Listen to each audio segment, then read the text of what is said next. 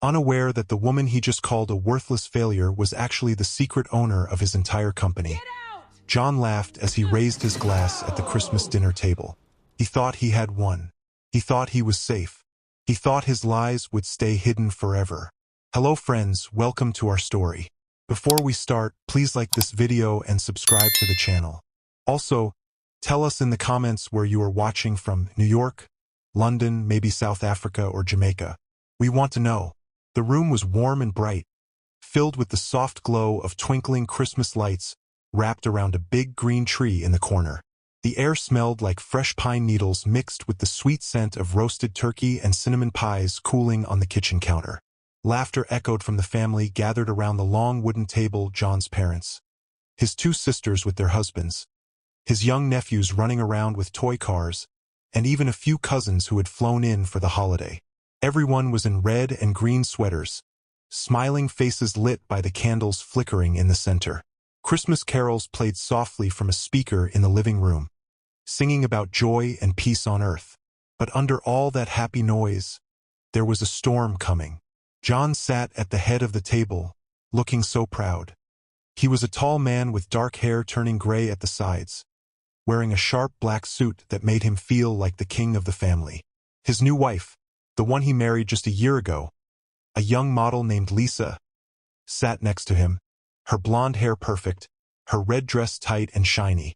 She giggled at everything he said, her hand on his arm like she owned him. John's face had that smug smile, the kind that says, "Look at me. I have it all." He didn't know. He didn't suspect. He had no idea that the door was about to open and his past would walk in. The doorbell rang. It was a sharp, loud ding-dong that cut through the chatter like a knife. John's mother, a kind old lady with white hair in a bun, wiped her hands on her apron and went to answer it. "Who could that be on Christmas Day?" she said with a curious smile. The family kept talking, passing plates of mashed potatoes and gravy, the clink of forks on plates filling the air.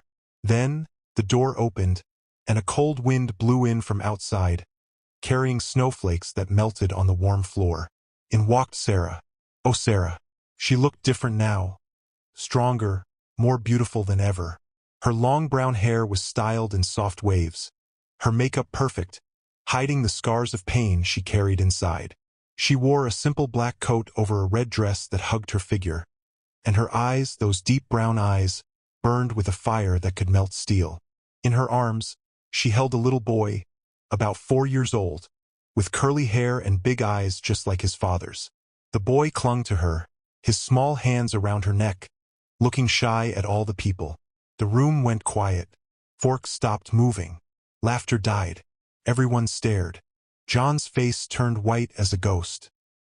His glass slipped a little in his hand, wine spilling on the white tablecloth like blood. "Sarah?" he whispered, his voice shaking. He hadn't seen her in years. He thought she was gone, broken, out of his life forever. Sarah stood there, snow melting off her boots, making small puddles on the floor. She looked around the room, her heart pounding in her chest like a drum. She could feel the old pain rising up, the tears she cried alone, the nights she couldn't sleep. But now she was ready. She walked slowly to the table, her heels clicking on the hardwood floor, each step like a countdown to the end. "Merry Christmas, everyone," Sarah said, her voice calm but strong. She set her son down gently, and he hid behind her legs, peeking out at the family he didn't know. John's mother gasped, her hand over her mouth. "Sarah, is that really you? And this little boy, is he?" "Yes," Sarah said, looking straight at John. "This is your grandson, Mom." John's son. The room exploded in whispers. John's sisters leaned forward, eyes wide. Lisa, the new wife, shifted in her seat, her fake smile fading, her nails digging into John's arm. John stood up slowly, his chair scraping loud against the floor, his face twisted in anger, red now instead of white. "What are you doing here, Sarah? You have no right to come in like this. Get out." Sarah didn't move. She stared at him, her eyes full of hurt and fire. Inside, her stomach twisted, remembering all the love she gave him, all the dreams they shared. But now it was time. She took a deep breath, the smell of the turkey making her feel sick, just like the day he left her. "You gave me something for Christmas 5 years ago, John," she said, her voice rising. "Something I never wanted." John laughed, but it was a nervous laugh, short and fake. "What are you talking about? You're crazy. Leave now." Sarah reached into her coat pocket and pulled out a small folder. Papers. Test results. She slapped them on the table right in front of him. The slap of the paper was loud, like a gunshot. "You gave me an STD, John. You cheated on me while I was pregnant with our son. You brought that disease home to me." The family froze. Gasps filled the air.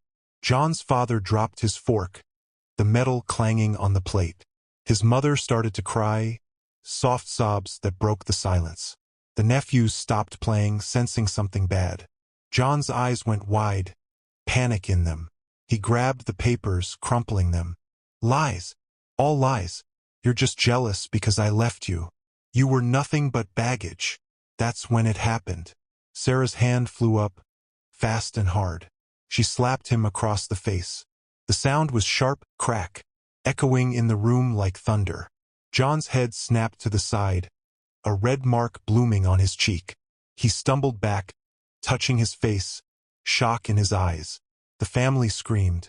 Lisa jumped up, yelling, "How dare you!" But Sarah stood tall, tears in her eyes but not falling. Her heart raced, pain and power mixing inside her. John turned back, rage in his face. "You'll pay for this, you worthless." But Sarah cut him off. "Worthless? Me? Oh, John, you have no idea who I am now." The room hung in silence, everyone holding their breath. What secret was Sarah hiding? How did the woman he threw away become the one to destroy him? Friends, if that Christmas slap shocked you, wait until you hear how it all began. How a simple girl with big dreams fell in love with a man who promised her the world, only to break her heart into a million pieces years later. Let's go back, way back, to the time when everything felt perfect. It was a rainy afternoon in October, 10 years before that painful Christmas day. The sky was gray, heavy with clouds, and the rain poured down hard, drumming on the roofs of the small coffee shop where Sarah worked. The bell above the door jingled every time someone came in, shaking water off their umbrellas. The smell of fresh coffee and warm muffins filled the air, mixing with the wet smell of rain coming through the open door. Sarah was 22 years old then. She had long brown hair that she tied back in a simple ponytail while working. Her eyes were bright, full of hope, and her smile could light up the darkest day.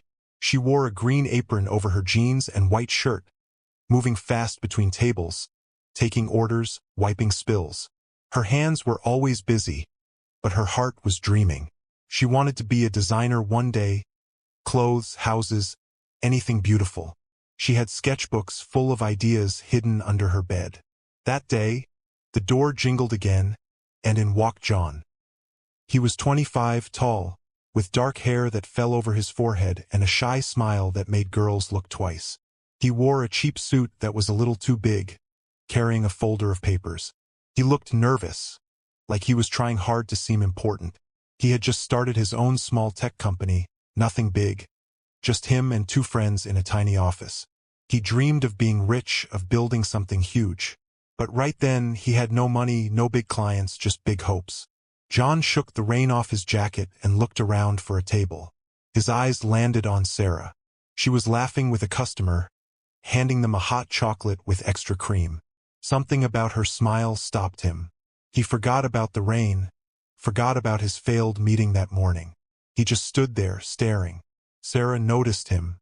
She walked over, her shoes squeaking a little on the wet floor. "Hi, welcome. What can I get you?" Her voice was soft, kind, like a warm hug. John blinked, then smiled back. Just a black coffee, please. Large." She nodded and turned to make it. He watched her move, graceful, quick, happy even in a simple job. When she brought the coffee, their hands touched for a second as she passed the cup. The spark. Both of them felt it. John's cheeks turned pink. Sarah's heart skipped a beat. He didn't leave right away. He sat there for 2 hours, pretending to read his papers, but really watching her. Every time she passed his table, he found something to say. Busy day. This coffee is the best I've ever had. Small things. Sarah laughed at his jokes, even the bad ones. Finally, as the rain slowed to a drizzle, John stood up. He left a big tip, more than he could afford, and wrote his number on the receipt. If you ever want to get dinner, call me. I'm John. Sarah found the note when she cleared the table. Her heart raced. She smiled to herself, folding the paper carefully and putting it in her pocket. 3 days later, she called. Their first date was simple. John picked her up after her shift in his old, noisy car. The seats were torn, and the radio only played one station, but Sarah didn't care. They went to a small park with a lake. He brought sandwiches he made himself, peanut butter and jelly, cut into triangles like a kid's lunch. They sat on a wet bench under a big tree, watching ducks swim while the sun set orange and pink behind the clouds. John opened up that night. He told her about his dreams. I'm going to build a company that changes the world, Sarah. Tech that helps people. One day, I'll be somebody. His eyes shone when he talked, full of fire. Sarah listened, her hands wrapped around a warm thermos of tea she brought. She believed in him. Right then, in that moment, she believed he could do anything. And what about you? He asked, turning to her. His face was close, raindrops still in his hair. She blushed. I want to design things, beautiful things. Maybe start my own business one day. John took her hand.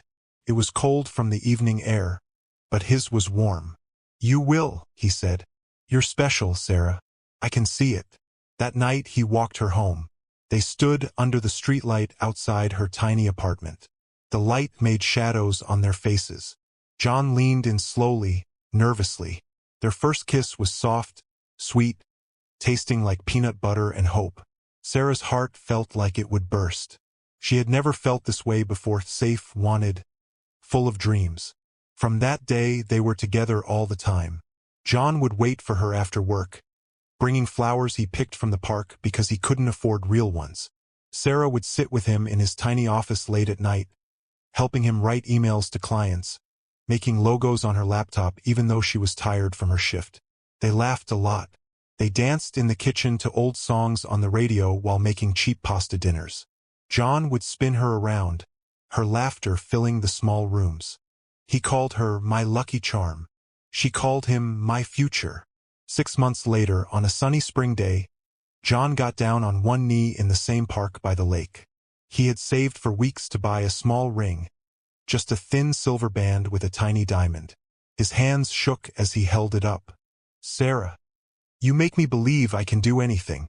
Marry me. Let's build our dreams together. Tears filled her eyes. Happy tears. She nodded fast, pulling him up into a hug. Yes, yes, John. Forever. They married in a small ceremony a year later. Sarah wore a simple white dress she designed herself. John cried when he saw her walking down the aisle. Their families clapped and cheered. That night, they promised each other everything, in sickness and health, rich or poor, forever. For the first few years, life was hard but happy. Money was tight. John's company grew slowly. Sarah kept working at the coffee shop, then took a second job cleaning offices at night. She came home exhausted, feet hurting, but she never complained. She cooked for him, listened to his stresses, encouraged him when clients said no. John would hold her at night, whispering, "One day, Sarah, one day I'll give you the world. You'll never have to work again." She believed him. She loved him with every piece of her heart. But friends, love like that, pure and trusting, it can blind you to the cracks starting to form. How could sweet, shy John turn into the cold man who would one day leave his pregnant wife broken and alone? What changed him? When did the love start to die? Friends, if you thought their love story was beautiful, wait until you hear how much Sarah gave. How she poured every drop of her strength, her dreams, and even her health into making John's dreams come true. She became the hidden foundation of everything he later bragged about. But no one saw her tears. No one heard her silent cries at night. Let's go deeper into those years when love felt like sacrifice, and sacrifice started to feel like pain. It was the 3rd year of their marriage. John's small tech company was still struggling. The tiny office had leaky windows that let rain drip onto the desks during storms. The phones barely rang with new clients. Bills piled up on the kitchen table at home. Red letters saying final notice. John came home late every night, his shoulders slumped, his eyes tired and worried. He would sit at the table with his head in his hands and whisper, "We're going to lose everything, Sarah. I'm failing you." But Sarah refused to let him fall. She looked at him across the table, the dim kitchen light making shadows under his eyes. Her heart ached seeing him like that. She reached out and took his cold hands in her warm ones. "You're not failing, John. You're building. And I'm right here with you. We'll make it. Together." That night, she made a promise to herself. She would carry them both until he could stand tall again. Sarah already worked full-time at the coffee shop from 6 a.m. to 3 p.m. Her feet hurt constantly from standing. Her back ached from carrying heavy trays, and the strong coffee smell clung to her clothes and hair even after showers. But it wasn't enough. The money wasn't enough. So she took a second job. Every evening, after kissing John goodbye as he went back to the office, Sarah put on an old hoodie and jeans and went to clean office buildings downtown.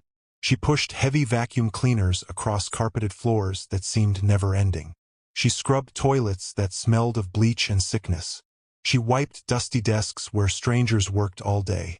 The cleaning crew was mostly quiet women like her, tired mothers, hard-working immigrants, all moving in silence under harsh fluorescent lights that buzzed overhead. By the time she got home at 2 or 3 in the morning, her hands were raw and red from chemicals. Her hair smelled of cleaning products, and her whole body screamed for rest. But John was still awake, working on his laptop at the kitchen table. She would make him a sandwich, sit beside him, and help however she could. "Read this email for me," he'd say, rubbing his eyes. "Does it sound professional?" Sarah, even with heavy eyelids fighting to stay open, would read every word carefully. She would fix the grammar, make the words sound stronger, add polite endings. She designed simple logos for his presentations on her old laptop, using free software she taught herself late at night. When investors were coming, she ironed his only good shirt, polished his shoes, and practiced answers with him until he sounded confident. One winter night, snow falling thick outside the window, John got a big chance. A rich investor wanted to meet him, but John's car wouldn't start in the cold. Sarah looked at the clock. She had to be at the coffee shop in 3 hours. She hadn't slept at all, but she pulled on her coat over her cleaning uniform, grabbed the keys to her own little car, and said, "I'll drive you. You can't miss this." The drive was long and slippery. Snowflakes hit the windshield fast, the wipers struggling to keep up. John sat nervous in the passenger seat, practicing his speech. Sarah's eyes burned from lack of sleep, but she kept them open, hands tight on the wheel. She dropped him at the tall glass building, smiled and said, "You've got this. I believe in you." She drove to the coffee shop and worked her full shift with frozen fingers and a body that begged for bed. When John called later that day, his voice shaking with joy, "They invested, Sarah. They gave us $500,000. She cried happy tears right there behind the counter, coffee spilling from the pot in her hand. That money changed everything. John's company grew fast. He hired employees, moved to a big new office with shiny desks and big windows. His name started appearing in business magazines. People called him the young genius. At parties, he stood tall in expensive suits, shaking hands, smiling wide. But behind every photo of John looking successful, Sarah was there unseen. She quit the cleaning job but kept the coffee shop job for extra money. She handled all the home bills, cooked every meal, washed every shirt. When John traveled for work, she stayed up late answering his emails so he could focus on meetings. Her own dreams of designing faded further away. Her sketchbooks gathered dust under the bed. Her body started to break. She lost weight from stress and skipped meals. Her hands shook sometimes from too much coffee and too little sleep. Headaches came often, sharp pains behind her eyes. One day, she fainted at the coffee shop. The manager sent her home. John was in an important meeting, so she took the bus alone, holding the rail tight as the world spun. When she told John that night, lying in bed with the lights off, he held her close. "I'm so sorry, baby," he whispered into her hair. "This is the last push. Once the company is stable, you'll never have to work again. I'll buy you a big house, vacations, everything. You're my everything, Sarah." She believed him. She kissed his cheek and said, "I just want you to be happy. That's all." But slowly, something changed in John. As money came in, so did pride. He started coming home later. "Networking events," he said. His phone buzzed with messages he turned away to answer. He bought expensive watches, new cars. When Sarah gently asked if they could save more for a house, he laughed. "We're rich now, Sarah. Relax." He stopped seeing her tiredness. Stopped noticing the dark circles under her eyes.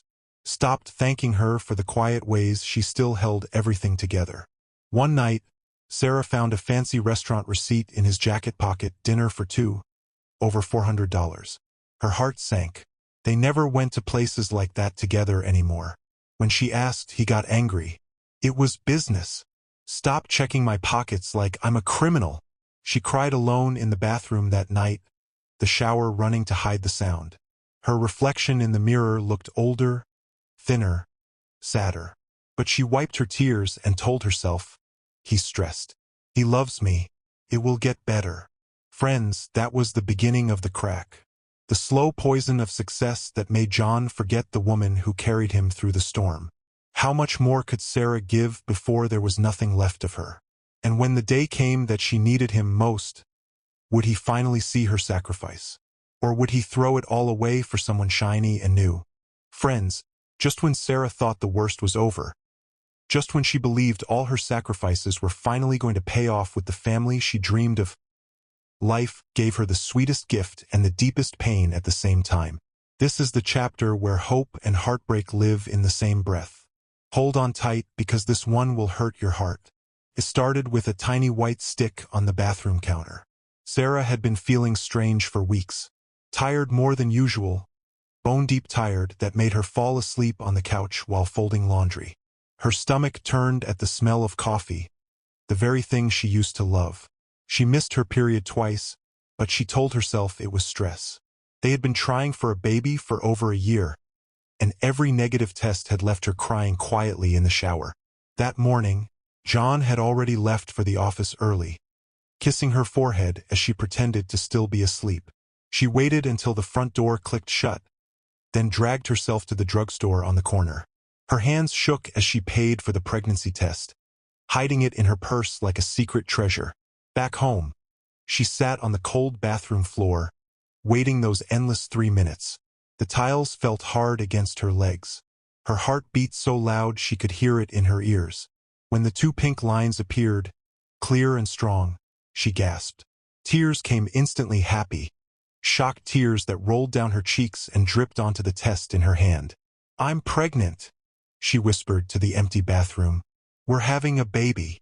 She touched her stomach gently, as if the tiny life inside could already feel her love. For the first time in years, Sarah felt pure joy. She imagined telling John that night. She pictured his face, the big smile, the way he would pick her up and spin her around like he did when they were young. She dreamed of a little crib in their bedroom, tiny clothes, family Christmases with a child laughing under the tree.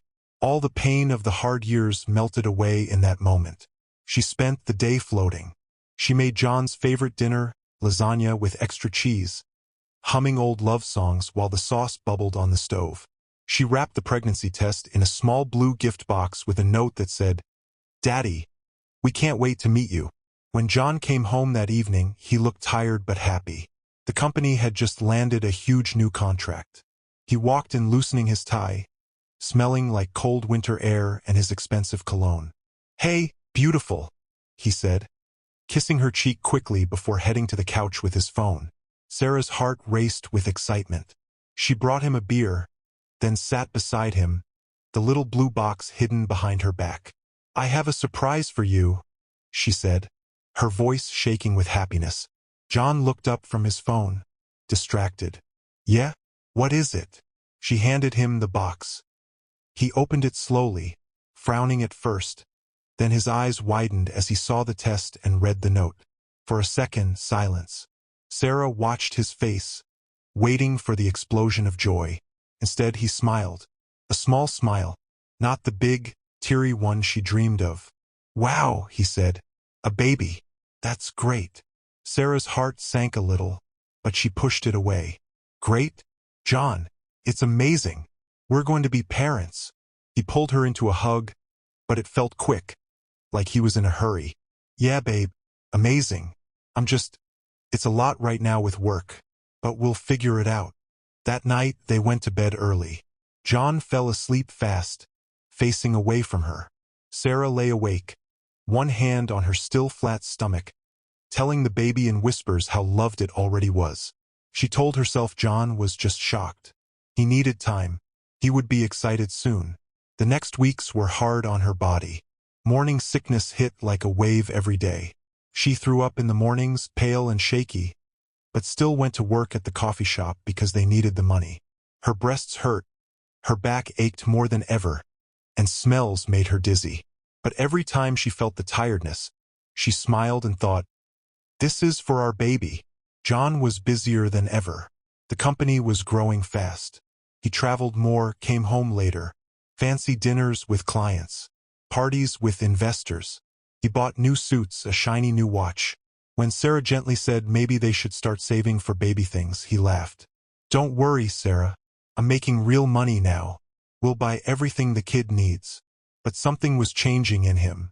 He stopped asking how she felt. Stopped noticing when she came home pale from throwing up at work. When she tried to talk about baby names one night over dinner, he was on his phone the whole time, nodding without listening. Sarah was about 6 months pregnant now. Her belly had grown round and beautiful. She wore loose dresses that hid the bump at work, but at home she loved touching it, feeling the first tiny kicks like butterflies inside. One evening, she waited for John to come home so he could feel the baby move for the first time. He walked in late, after 11 p.m., smelling of wine and women's perfume. His tie was loose, his cheeks red from drinking. Sarah stood up from the couch, excited. "John, come quick. The baby's kicking. Put your hand here." He looked annoyed. "Sarah, I'm exhausted. Long day. Can this wait?" Her smile faded. Tears stung her eyes, but she blinked them away. "It's our baby, John. Just for a second." He sighed loud, like it was a chore, and put his hand on her belly for 3 seconds. Nothing happened. He pulled away. "Nothing. I'm going to shower." Sarah stood there alone in the living room, hand on her bump, feeling the baby kick hard as if saying, "I'm here, Mommy." Tears fell then, silent ones that soaked her shirt. She whispered to her belly, "It's okay. Daddy's just tired. He loves us." But deep inside, fear started to grow. Small at first, like a shadow in the corner of her heart. John started staying out even later. "Networking," he said. "Important people." His phone was always face down now. Messages made it buzz at night, and he'd grab it fast, turning away to reply. When Sarah asked who it was, he snapped, "Work. Stop being paranoid." One night, she woke up at 3 a.m. and reached for him in bed. He wasn't there. The sheets were cold. She found him in the living room on his laptop, but he closed it fast when she walked in. His face looked guilty for a second before he smiled. Couldn't sleep, thinking about the company. Sarah went back to bed alone, hugging her belly, feeling the baby move restlessly as if it sensed her worry. Friends. She was 6.5 months pregnant. Tired, emotional, carrying their child alone most days. Her body heavy, her heart heavier. She had no idea that across town, in fancy hotels and expensive bars, John was already falling for someone else. A young model named Lisa, beautiful, flashy, no responsibilities. Someone who laughed at his jokes and made him feel like the king he thought he was. How could he look at Sarah's tired face, her round belly full of his child, and still choose to betray her? What kind of man turns his back on the woman who gave him everything? when she needs him the most. The worst was coming. And when it hit, it would break Sarah like nothing before. Friends, this is the chapter that breaks hearts. This is the moment when everything Sarah built, everything she sacrificed, everything she believed in, came crashing down in the cruelest way possible. She was 7 months pregnant, carrying their child, trusting her husband with her whole soul. And in one cold evening, he destroyed her world. Get your tissues ready. This one hurts deep. It was a Thursday in early December, 5 years before that Christmas dinner slap. The air outside was freezing, the kind of cold that bites your skin and turns your breath into white clouds. Sarah was 7 months pregnant now. Her belly was big and round, stretching her favorite soft sweater. She moved slower these days, her back hurting constantly, her feet swollen inside her slippers. But she still tried to make the house warm and welcoming for John. That evening, she had cooked his favorite meal again, roasted chicken with potatoes and carrots, the smell filling their big new house that John's success had bought. The kitchen was bright with new appliances, everything shiny and expensive. Soft Christmas lights twinkled early on the windows because Sarah loved the holiday glow. She hummed quietly while stirring gravy on the stove, one hand resting on her belly where the baby kicked gently, as if dancing to her tune. John had texted her that afternoon. "Big meeting today. Home late. Don't wait up." Sarah smiled at the message anyway. She always waited up. She set the table for two, lit candles, and kept the food warm in the oven. She sat on the couch with a cup of herbal tea, rubbing her belly, talking to the baby in whispers. "Daddy's going to be so happy to see us. He's working hard for you, little one." The clock ticked past 9 p.m., then 10, then 11.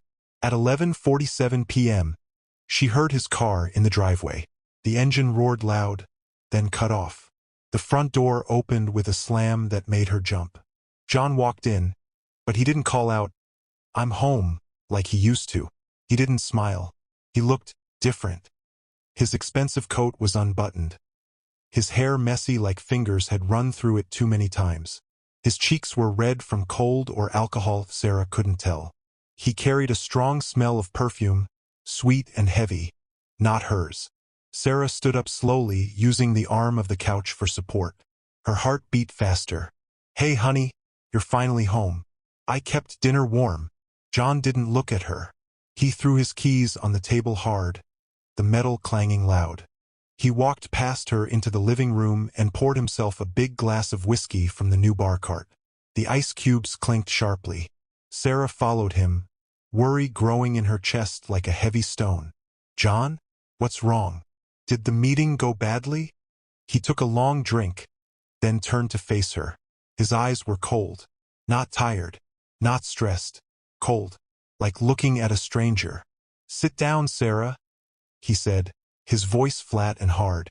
She lowered herself carefully onto the couch, her hands protecting her belly. The baby kicked again, harder this time. "You're scaring me. Talk to me." John didn't sit. He stood over her, glass in hand, looking down. His face twisted into something ugly, disgust mixed with something like relief. "I'm leaving you," he said. The words hit Sarah like a punch to the chest. The room spun for a second. She couldn't breathe. What did you just say?" "You heard me. I'm done. This marriage is over." Tears filled her eyes instantly. Her voice came out small and shaking. "John, no. We can fix whatever it is. Tell me what's wrong. Is it the baby? Is it money? He laughed. A short, cruel laugh that cut deeper than any shout. "The baby? This whole thing?" He waved his hand at her belly. "It's all just baggage now. Your baggage, Sarah." The word hit her like a slap. Baggage. She felt her heart crack open. "John, please." She reached for his hand, but he pulled away fast, like touching her disgusted him. "I've been seeing someone else," he said, looking straight at her. "For 8 months. Her name is Lisa. She's young, beautiful, successful on her own. She doesn't cling. She doesn't drag me down with endless needs and tiredness and this." He looked at her pregnant belly again, his lip curling. Sarah's world shattered. 8 months, while she worked double shifts. while she stayed up helping him, while she carried their child alone most nights, while she ignored the perfume smells and late nights and lies. Tears streamed down her face now, hot and uncontrollable. Her chest hurt so bad she pressed her hand there, gasping. You cheated on me? While I was pregnant. How could you? John shrugged. Actually shrugged. You let yourself go, Sarah. You're always tired, always complaining about your back or your feet. You don't take care of yourself anymore. Look at you. Ordinary. Used up. I deserve better. Each word was a knife. Ordinary. Used up. The woman who gave him everything, her youth, her dreams, her health, was now used up. Sarah sobbed, her whole body shaking. I gave up everything for you. My jobs, my dreams, my body breaking every day so you could build your company. And this is how you thank me. John's face hardened more. You think I owe you because you worked a few extra shifts? I built that company. Me. Your little jobs didn't matter. You were just there. Convenient. He took another drink. Lisa understands my world now. She goes to galas, wears designer dresses, makes me look good. Not like you in your old sweaters, sitting at home getting fat. Sarah's sobs turned into cries of pure pain. She hugged her belly, rocking back and forth. The baby moved wildly now, as if feeling her heartbreak. I have an STD, John said suddenly, casually, like mentioning the weather. From Lisa, probably, or someone before her. You should get checked. Wouldn't want anything to happen to the kid. Sarah froze. The room went silent except for her ragged breathing. An STD. He gave her a disease, while she was pregnant, risking not just her, but their unborn child. You brought that home to me? To our baby? He didn't even look sorry. Get it treated. It's not a big deal. Not a big deal. He finished his drink, set the glass down hard. I'll have my lawyer send divorce papers. I'll pay child support. Don't want you saying I'm a deadbeat. But I want nothing to do with either of you after this. He walked to the stairs, then turned back. Oh, and I'm taking the house. My name's on everything. You have 30 days to leave. Sarah sat there, broken on the couch, as she heard him pack a suitcase upstairs. The zipper sound, the thump of clothes, the front door slamming again. Then silence. She was alone, 7 months pregnant, betrayed, insulted, cast away like trash. She cried until there were no tears left, until her throat was raw and her body shook with cold. She curled up on the couch, arms around her belly, whispering over and over, I'm sorry, baby. I'm so sorry. Friends, how does a heart survive pain like that? How does a woman pick herself up after being called worthless baggage by the man she loved more than life? And most of all, how long can someone get away with such cruelty before karma comes knocking? Because Sarah wasn't going to stay broken forever. Something inside her was about to awaken. Friends, if you thought Sarah's pain couldn't get any worse, wait. This is the darkest chapter. This is where Sarah lost everything: her home, her health, her hope. She hit the very bottom of life, alone with a newborn baby, sick and scared. But in that darkness, something miraculous was waiting. A tiny spark that would one day become a roaring fire. Let's walk through the valley with her. Feel every tear. Because only by seeing how low she fell can we understand how high she would rise. The weeks after John left were a blur of cold nights and endless tears. Sarah had 30 days to leave the big beautiful house that she had helped pay for with her blood and sweat. Every room held memories: the kitchen where she cooked while pregnant, the bedroom where they once laughed and dreamed, the empty nursery she had started painting soft blue before everything fell apart. She packed alone. Her belly made bending hard. Her back screamed in pain with every box she lifted. Friends tried to help, but most drifted away. Some took John's side because he was the successful one now. Others just didn't know what to say. Sarah cried as she wrapped baby clothes she had bought with hope, folding tiny onesies into boxes that would go to storage. The divorce papers came fast. John's lawyer was sharp and cold. Sarah got almost nothing, just basic child support and orders to leave. John kept the house, the cars, the savings. He even fought to keep things Sarah had bought with her own paycheck years ago. She moved into a tiny one-bedroom apartment in a bad part of town. The walls were thin and yellow from old smoke. The heat barely worked. Sirens screamed outside at night. The rent took most of her small savings. She sold her wedding ring for grocery money. The pawn shop man gave her $200 for the ring John had promised forever with. The baby came early, 2 weeks before due date. It was a stormy January night. Sarah woke at 3 a.m. with sharp pains. Water broke on the kitchen floor while she was making tea to calm her nerves. She called a taxi because she had no car now. Alone in the back seat, breathing hard through contractions, rain pounding the windows, she whispered, "Hold on, baby. Mommy's here." The hospital was busy and cold. Nurses rushed around. Sarah labored for 18 hours with no one to hold her hand.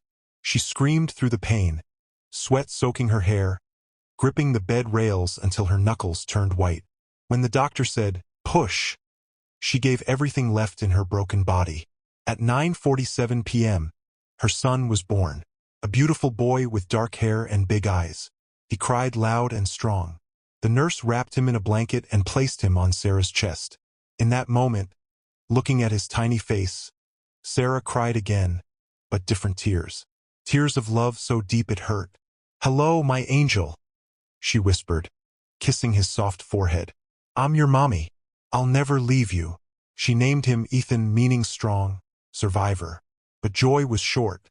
Days after coming home, Sarah started feeling sick, burning when she peed, fever, exhaustion that pinned her to the bed. She remembered John's cruel words, "I have an STD. Get checked." Terrified, she took Ethan to a free clinic. The test came back positive. John had given her chlamydia, dangerous during pregnancy. It had gone untreated too long because she was stressed and couldn't afford doctor visits. The infection had spread. It risked Ethan's health too. The doctor gave her strong antibiotics, but warned, "This could affect your fertility in the future, and you need rest. Real rest. Rest." Sarah almost laughed through her tears. She had no one to help, no family nearby, no money for childcare. Ethan woke every 2 hours crying for milk. Sarah breastfed him while tears fell on his little head. Her body was weak, fever coming and going. She lost more weight. Her hair started falling out in clumps in the shower. Money ran out fast. Child support from John was late every month. Sometimes he forgot. Sarah took any job she could with a newborn, cleaning houses during the day while carrying Ethan in a sling against her chest. The smell of bleach made her dizzy. Bending hurt her healing body. Landlords banged on the door for late rent. One night, the lowest night, the electricity got cut off for unpaid bills. The apartment was dark and freezing. Ethan cried from cold. Sarah wrapped him in every blanket they had, rocking him in the dark, singing shaky lullabies with tears streaming. She had $7 in her purse. No food left except half a jar of baby formula. She hadn't eaten in 2 days to save it for him. She sat on the cold floor, Ethan finally asleep against her, and broke completely. Sobs shook her whole body. "God!" she whispered into the darkness. "Why? I gave everything. I was good. Why is this happening? I can't do this anymore." She thought about giving up. Dark thoughts crept in, how easy it would be to just close her eyes and not wake up. But then Ethan made a small sound in his sleep, his tiny hand grabbing her shirt, and something fierce woke up inside Sarah. A mother's love stronger than despair. "I'm not done," she whispered to him. "I'll fight for you. We'll make it." Days later, the miracle happened. A letter came in the mail. Thick envelope, expensive paper. From a law firm Sarah had never heard of. She opened it with shaking hands, sitting at the wobbly kitchen table. Inside, documents about an inheritance. Her mother, who died when Sarah was young, had a distant uncle who passed away recently. No children. He left everything to Sarah, the only living relative.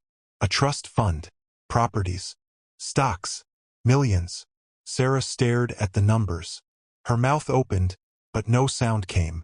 Tears fell again, shocked, disbelieving tears. The lawyer called the next day. "Miss Sarah?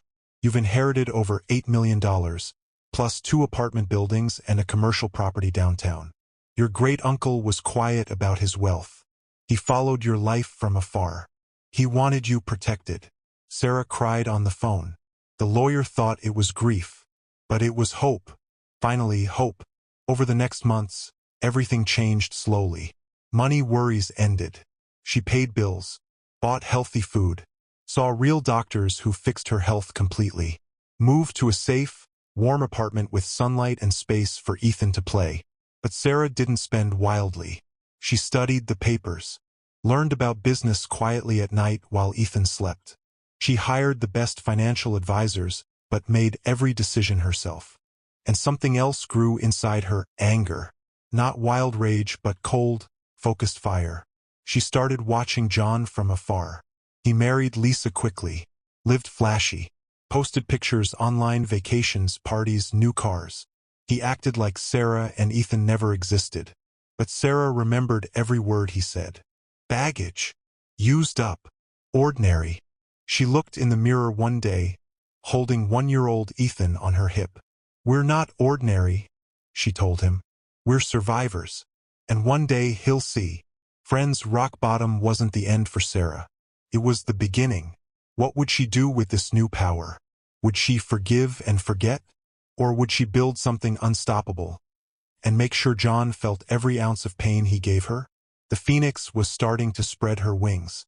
Friends, this is where the story turns. This is where the broken woman you saw crying in the dark begins to rise.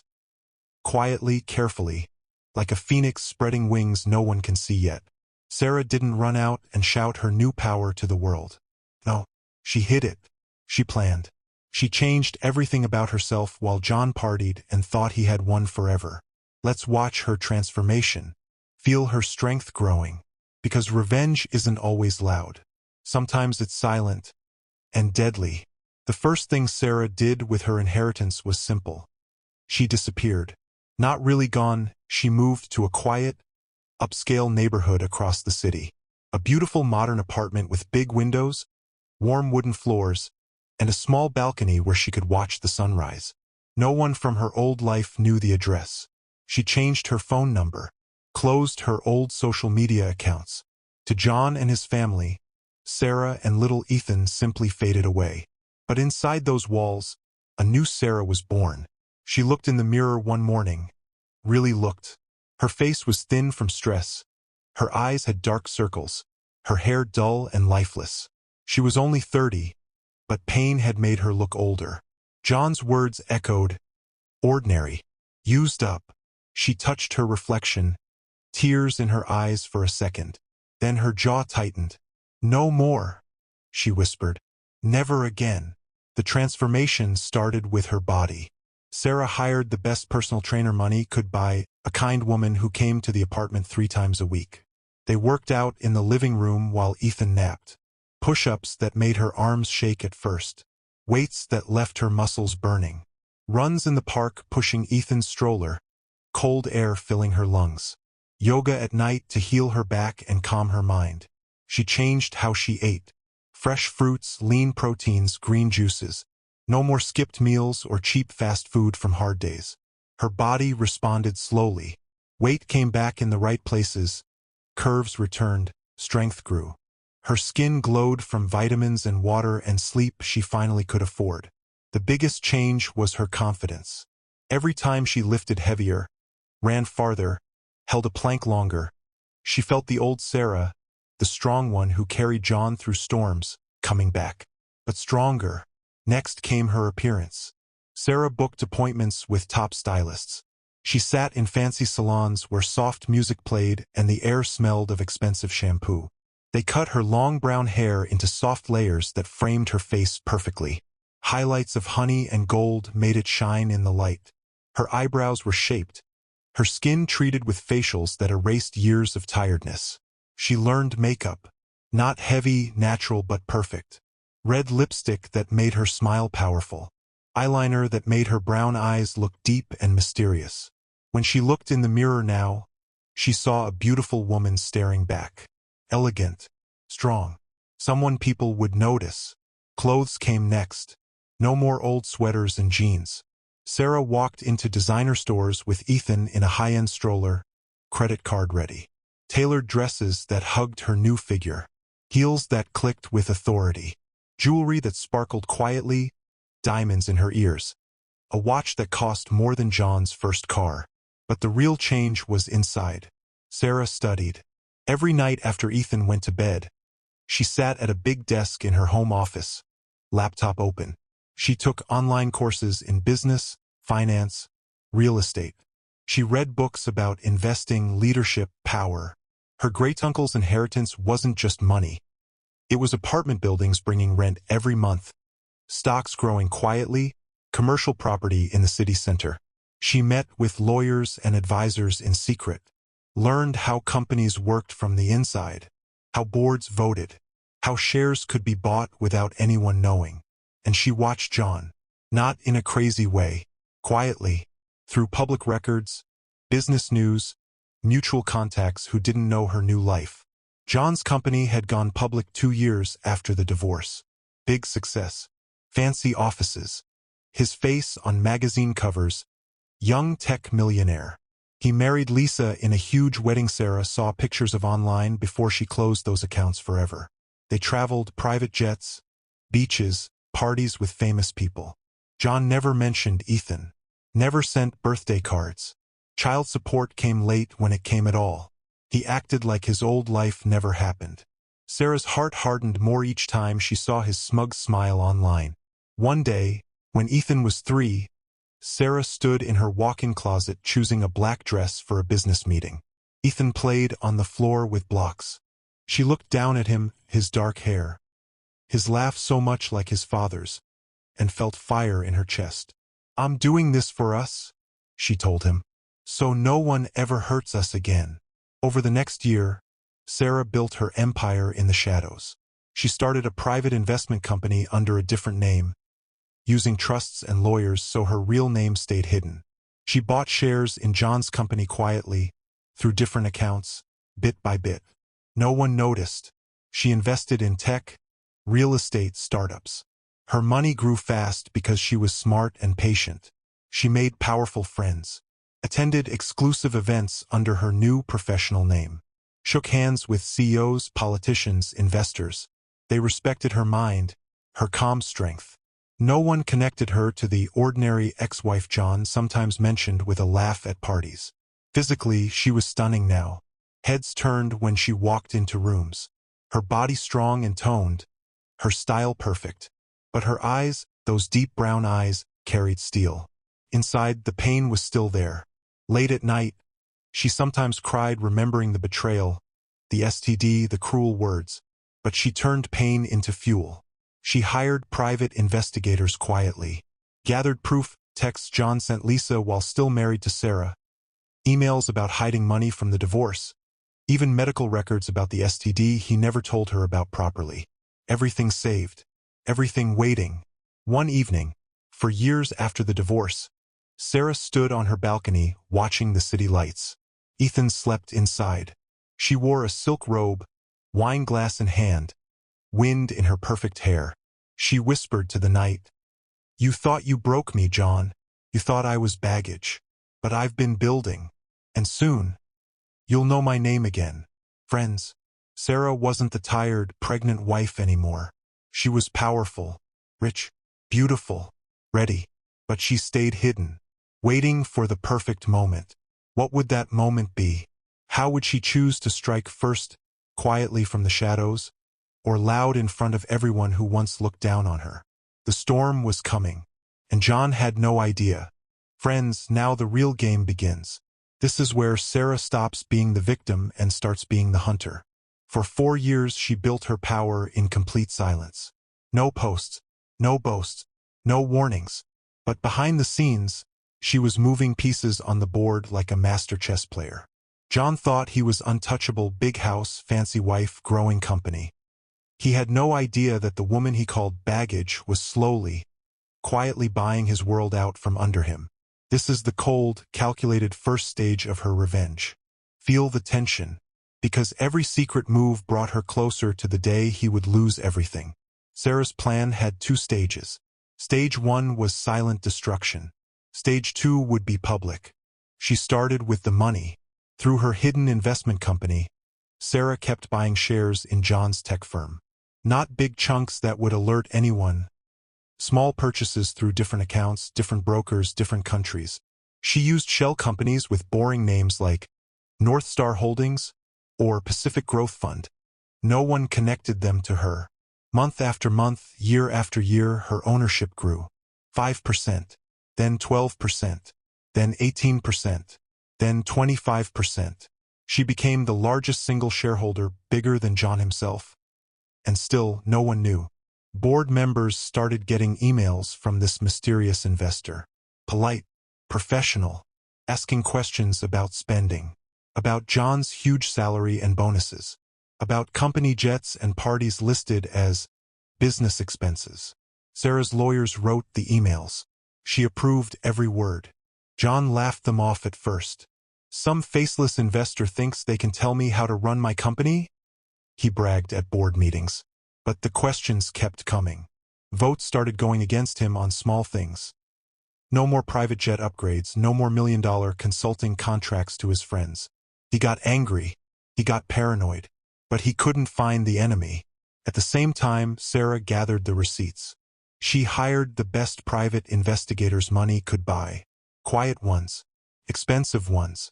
The kind who used to work for governments. They dug deep. Old text messages between John and Lisa, saved on cloud backups he forgot about. Messages from when Sarah was still pregnant. John writing to Lisa, "Can't wait to be free of the baggage. She's getting so fat and annoying. Once the divorce is done, it's you and me forever." Screenshots of John bragging to friends about hiding money from the divorce. Bank records showing he moved funds to secret accounts right before the papers were signed. Medical records proving he knew about the STD months before he told Sarah. He got treated quietly but never warned her, risking her life and the baby's. Proof he stopped child support payments twice on purpose, claiming accounting errors. Everything was saved. Encrypted drives. Copies with lawyers. Copies in safe deposit boxes. Undeniable proof. Sarah read it all at night, alone in her office. Ethan asleep down the hall. She didn't cry anymore. Her face stayed calm, but her hands shook sometimes with rage. She printed the worst messages and kept them in a locked drawer, fuel for the fire. Then she hit his personal life. Quietly, she funded a small fashion blog that Lisa loved.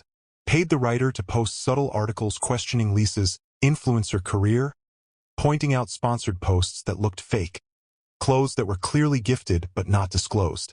Nothing big enough for a lawsuit, just enough to make brands hesitate. Lisa's follower count stopped growing. Deals dried up slowly. John's golf club membership? Sarah bought shares in the parent company and suggested cost-cutting measures through anonymous investor notes. Fees went up. Services went down. John complained loudly to his friends. Small things. Needle pricks. Nothing that pointed to Sarah. But John felt it. He started drinking more, snapping at Lisa, yelling in board meetings. His perfect life had tiny cracks appearing everywhere, and he couldn't figure out why.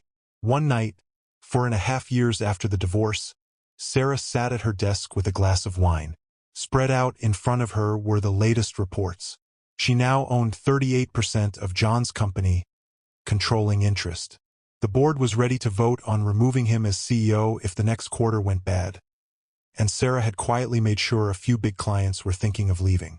All the proof of his lies and cruelty was organized in folders. Ethan, now 4 years old, walked into the office in his pajamas, rubbing his eyes. "Mommy, why are you still awake?" Sarah closed the folders quickly, smiling soft for the first time that night. She picked him up, warm and sleepy against her shoulder. "Just finishing some work, baby.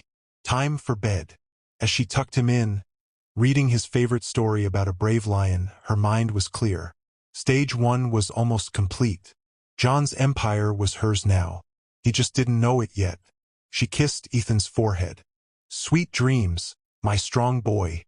Back in her office, she opened her calendar. There it was, circled in red. Christmas Day. John's family dinner. The one his mother hosted every year. The one he bragged about on social media. Perfect food, perfect gifts, perfect life. Sarah smiled in the dark. A real smile, cold and sharp. She bought a new red dress. Elegant, expensive, the kind that made people stare. She prepared the folder medical records, texts, bank statements. All copies. She practiced in the mirror what she would say. Calm, strong, no screaming, just truth. And she invited herself to dinner. A simple message to John's mother weeks earlier. I'd love to bring Ethan to see family for Christmas, for old time's sake. The older woman, kind-hearted and guilty about how things ended, said yes without telling John. Perfect. Stage 1 was the quiet takeover. Stage 2 would be the day John learned who really held all the power. Friends, imagine living your best life, thinking you escaped the past, and then the doorbell rings on Christmas Day. What will happen when Sarah walks in with proof in her hand and fire in her eyes? Will John beg? Will he fight? Or will he finally see the monster he created? The table is set. The family is gathered. And Sarah is coming. Friends, this is the moment we've all been waiting for. The Christmas dinner. The slap you heard at the very beginning. Now you know the full story behind it, the sacrifices, the betrayal, the quiet rise, the secret moves. Everything has led to this night. December 25th, 5 years after John walked out. The family is gathered. The table is full. And Sarah is about to walk in and turn John's perfect world to ash in front of everyone he loves. Hold your breath. This is the public execution. The snow was falling soft and thick outside John's parents' house that Christmas evening. Inside, the dining room glowed warm and golden. The long oak table was set beautifully, white plates with gold rims. Red napkins folded like flowers, candles flickering down the center. The air smelled of roasted turkey, garlic mashed potatoes, fresh bread, and sweet pumpkin pie cooling in the kitchen. Christmas music played low, Bing Crosby singing about white Christmases. Children's laughter mixed with adult chatter. Wrapping paper from opened gifts still littered the living room floor. John sat at the head of the table like a king. His face was flushed from wine and pride. He wore a new red sweater that cost more than most people's rent. Lisa sat beside him in a tight green dress, diamonds sparkling at her neck. Gifts from John, of course. She laughed loud at everything he said, touching his arm often. John's parents, sisters, brothers-in-law, nieces, and nephews filled the seats. Everyone smiled, glasses raised for toasts. To family, John's father said, voice warm. To family, everyone echoed, clinking glasses. John grinned wide. Life was perfect. His company was worth hundreds of millions. His new wife was beautiful and young. His ex-wife and that mistake kid were ancient history. No one ever mentioned Sarah anymore. Then the doorbell rang. A clear, sharp ding-dong that cut through the music and laughter. John's mother frowned. Are we expecting anyone else? She wiped her hands on her apron and walked to the door. The family kept eating, passing bowls, talking about vacations and new cars. The front door opened. Cold air rushed in with snowflakes. And there stood Sarah. She looked breathtaking. Her long hair fell in perfect waves. Her makeup was flawless, red lips, smoky eyes that held power. She wore a fitted black coat over a deep red dress that hugged every curve her hard work had sculpted. High heels made her legs look endless. In her arms was Ethan, 4 years old now, dressed in a little suit, curly hair combed neat, big brown eyes looking around shyly. The room went dead silent as Sarah stepped inside, snow melting off her boots. John's fork froze halfway to his mouth. His face drained of color. Wine sloshed in his glass as his hand shook. Sarah? His mother whispered, eyes wide with shock and guilt. Merry Christmas, everyone, Sarah said calmly, voice strong and clear. She helped Ethan out of his coat, set him down, and took his small hand. I was invited. John stood up fast, chair scraping loud on the floor. His face turned red with rage. What the hell are you doing here? Get out. Now. The family stared. Children stopped playing. Lisa's fake smile vanished. Sarah didn't flinch. She walked slowly to the table, heels clicking like a countdown. Every eye followed her. She looked at each face, the sisters who stopped calling her, the parents who never checked on her, the man who destroyed her. Ethan hid half behind her legs, peeking out. Sarah stopped at the empty chair near the end. She pulled it out and sat Ethan on it first, then stood tall beside him. "I came for 2 reasons," she said, voice steady. "First, to let Ethan meet his family. His grandmother invited us." John's mother's eyes filled with tears. I didn't tell anyone. I thought." "Second," Sarah cut in gently but firmly, "to give John his Christmas gift." She reached into her designer bag and pulled out a thick red folder tied with a gold ribbon, like a present. She placed it on the table in front of John with a soft thud. John stared at it, breathing hard. "This is insane. Security. Someone call." "No need," Sarah said. She pulled out her phone, pressed play, and set it on the table. The volume was loud enough for everyone to hear. John's voice filled the room, from old recordings pieced together. "Can't wait to be free of the baggage. She's getting so fat and annoying. Once the divorce is done, it's you and me forever, Lisa." Then a doctor's voice from records. "Patient tested positive for chlamydia. Partner should be notified immediately." Gasps rippled around the table. John's mother covered her mouth. His father's face turned stone hard. Sisters looked at John in horror. Lisa went pale, realizing some messages were to her. John lunged for the phone. "Turn that off. It's fake." Sarah slid the folder toward him. "Open it." With shaking hands, he did. Inside, printed texts, bank statements showing hidden money, medical reports proving he knew about the STD and never told Sarah while she was pregnant. The whole family leaned in, reading over his shoulder. John's voice cracked. This is private. How did you?" Sarah's voice rose now, calm but cutting. "You gave me an STD while I was 7 months pregnant with our son. You knew and didn't tell me. You risked his life and mine. Then you called me baggage and threw us away." She turned to the family. "I worked 3 jobs to build his company while he partied. I sacrificed my health, my dreams. And when I needed him most, he left me for her." She nodded at Lisa, who shrank in her seat. Tears rolled down John's mother's cheeks. "John, is this true?" John slammed the folder shut. "She's lying. She's jealous. She was nothing. I built everything." Sarah smiled. A cold, knowing smile. "That's the thing, John. You didn't build it alone. And now, you don't own it anymore." She pulled out one final document and laid it on the table. A letter on expensive letterhead. It announced that effective immediately, the board of directors, led by the majority shareholder, had voted to remove John as CEO for financial misconduct and unethical behavior. A new interim CEO was appointed. And at the bottom, the majority shareholder's name, Sarah. The room exploded in gasps. Forks clattered. Someone dropped a glass. It shattered on the floor. John stared at the paper, mouth open. His face went from red to white. You own my company?" 38%, Sarah said quietly. "Enough to control the board. Enough to fire you. Enough to make sure every dirty thing you did comes out in the investigation starting tomorrow." Lisa stood up suddenly. "This is crazy. John, do something." But John couldn't speak. He looked around at his family. The disgust, the shock, the tears. Then Sarah stepped forward, eyes locked on him. "You called me worthless baggage. You laughed when you left me pregnant and sick." Her hand moved fast. The slap cracked across his face, sharp, loud, echoing. His head snapped sideways. A red handprint bloomed on his cheek. The family screamed. Children cried. Lisa shrieked. Sarah stood tall, breathing steady, tears shining in her eyes but not falling. "I was never baggage, John.